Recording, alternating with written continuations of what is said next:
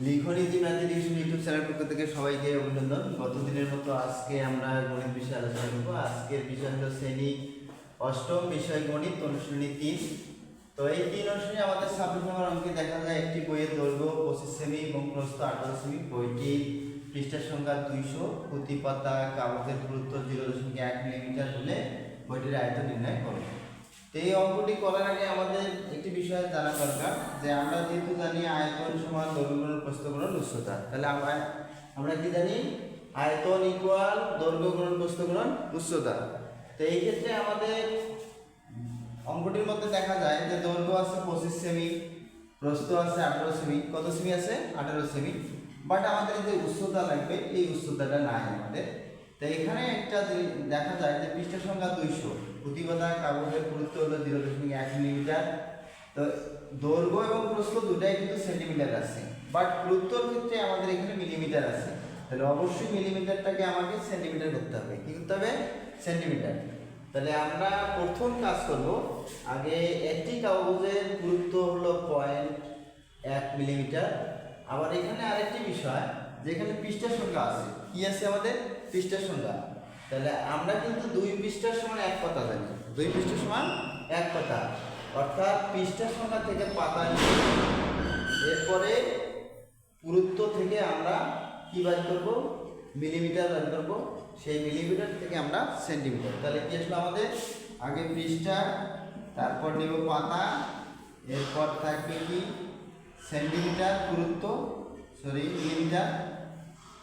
Millimetre, এরপর নিব আমরা সেন্টিমিটার। অর্থাৎ তখন এই মানটা হবে আমাদের উচ্চতার মান। কার মান আসবে? উচ্চতা। তাহলে আমরা অঙ্কটি করার আগে চিন্তা করতেছি যে কি আমাদের আয়তন বের করতে হবে। বইটির আয়তন, বইটির দৈর্ঘ্য প্রস্থ উচ্চতা আছে, ডিরেক্ট আমাদের উচ্চতা নাই।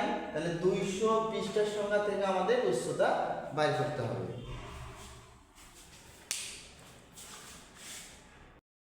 তাহলে আমরা এখন কি করব? পৃষ্ঠার সংখ্যা থেকে আমরা উচ্চতা বের করব। তো এখানে দেখা যায় যে আমরা জানি 2 পৃষ্ঠা সমান 1 পাতা। তাহলে 200 পৃষ্ঠা, আমাদের কত পৃষ্ঠা আছে এখানে? 200 পৃষ্ঠা ছিল। তাহলে 200 পৃষ্ঠার সমান কত আসছে? 200 ভাগ 2 সমান 100 পাতা পেলাম। কত পাতা পেলাম? 100। তাহলে আমরা এখন কি করব, যে আবার আমরা জানি প্রতি পাতা কাগজের পুরুত্ব, একটি পাতার পুরুত্ব কত আসবে আমাদের? 0.1 মিলিমিটার। আচ্ছা, তাহলে আমাদের যেহেতু 100 পাতা, তাহলে 100টি পাতার পুরুত্ব সমান 100 গুণন 0.1 মিলিমিটার। তাহলে যেহেতু আমাদের এখানে 0.1, এখানে আছে 1 লেখার 3টি সংখ্যা, তাহলে আমাদের 10.0 এত মিলিমিটার। কেন আসলো? যে আমরা মনে রাখবো যে কোনো সংখ্যাকে যদি 1 লেখার পর যতটি শূন্য দ্বারা গুণ, অর্থাৎ এখানে 1.1 1 ঘর, ওই জন্য 1 দ্বারা গুণ করলে এটাই হবে। যেহেতু 1 ঘর পর দশমিক, তাহলে ডান পাশ থেকে 1 ঘর পর দশমিক দিলে কত আসে? 0, পরে 1 ঘর পরেই দশমিক আসে, অর্থাৎ 10 আসে। এখন আমরা যেহেতু এই মানগুলো দেখা যায় আমাদের সেন্টিমিটারে আছে। কিসে আছে? সেন্টিমিটারে। তাহলে সেন্টিমিটারকে অবশ্যই, আমার মিলিমিটারকে অবশ্যই সেন্টিমিটারে প্রকাশ করতে হবে। তাহলে আমরা 10 ভাগ 10 লিখলাম, তখন আসলো সেন্টিমিটার। কেন আসলো? যেহেতু আমরা জানি যে 1 সেমি সমান 10 মিলিমিটার। তাহলে আমাদের রেজাল্ট আসবে কি? যে এখানে রেজাল্ট আসতেছে 1 সেন্টিমিটার। আচ্ছা, এখন যেহেতু বলা আছে বইটির আয়তন কত, তাহলে আমরা এখন বইটির আয়তন বের করতে পারবো।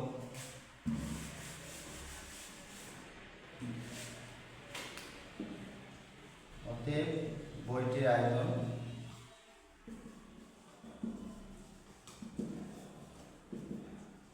তাহলে বইটির আয়তন আমাদের কি আছে? দৈর্ঘ্য গুণন প্রস্থ গুণন উচ্চতা।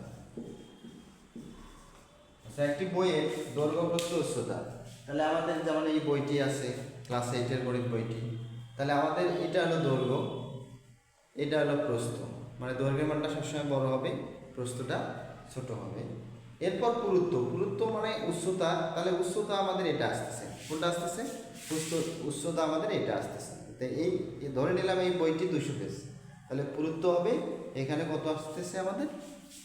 1 সেমি। তাহলে আমরা বইটির দৈর্ঘ্য প্রস্থ উচ্চতা গুণ করলে আমরা পাচ্ছি কি পাচ্ছি? আয়তন পাচ্ছি। তাহলে এখানে দৈর্ঘ্য কত? 25 গুণন 18 গুণন 1। এটা যেহেতু তিনটা এজন্য ঘন আসবে, ঘন সে নেই।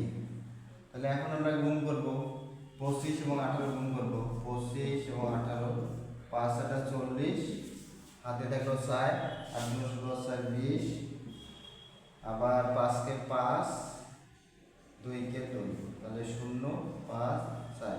তাহলে আমাদের আসলে 4 5 0, একে এক দ্বারা গুণ করলে এটা আসবে, এত ঘন সে নেই।